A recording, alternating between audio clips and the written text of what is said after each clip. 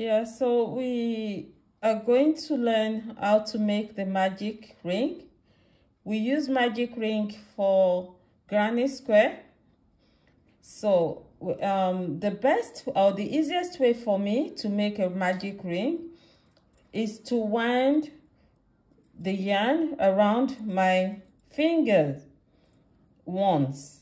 So this is the yarn. I put it on the top part of my finger and I wind it round like this, come back and put it at the back of the first one. So I'm only going to have 2 yarns at the back of my fingers. Now the next thing I'll do is to make a fist like this, or clench my fist, and then bring in my crochet hook this way to bring in the yarn which is at the back of the first one. Now I'm going to yarn over. Let's bring the yarn from the back to the front and release it. Now I've made what I call the slip knot. So this is the beginning of the magic ring. Now, like I said, we use the magic ring to make the granny square. So what I'll do now is I'm not going to be working my double crochet into, I'm not going to work my double crochet into the circle that has the smaller yarn.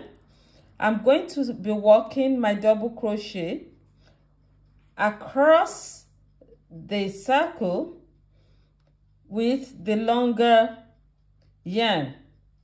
So I'm going to yarn over as always, go into this circle, yarn over, bring in the yarn, yarn over, release the first 2 loops,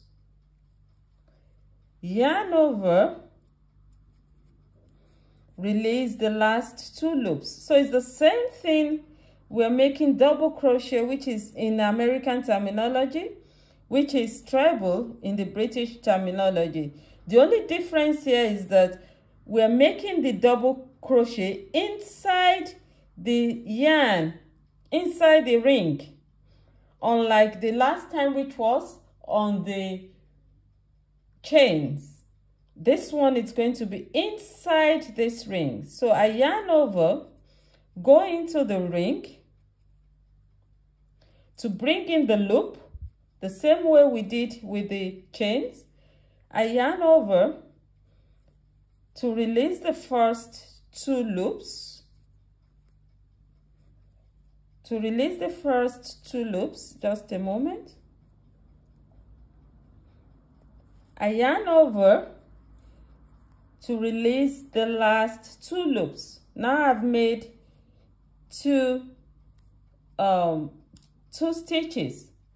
I yarn over to release, to bring in the loop from the ring, from inside the ring. I yarn over, release the 2 loops. I yarn over, release the last 2 loops.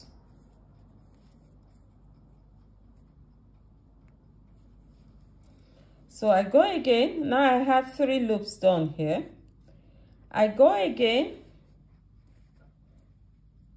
I yarn over to go into the loop, into the ring. I yarn over to bring in the little fella.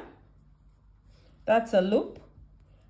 I yarn over to release the first 2 loops.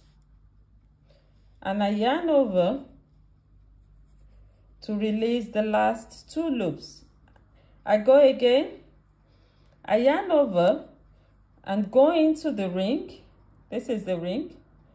I yarn over to secure the loop and bring it in.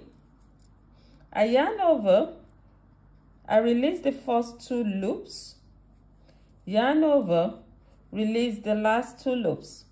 So I yarn over, go into the ring to secure the loop by yarning over, and I bring in that loop. So I yarn over to release the first 2 loops. I yarn over to release the last 2 loops. With this, we come to the end of making the magic circle. We call this magic circle because we can easily pull this through. Pull the yarn, the smaller yarn. Now I've pulled the smaller yarn and we can see this looks like a flower.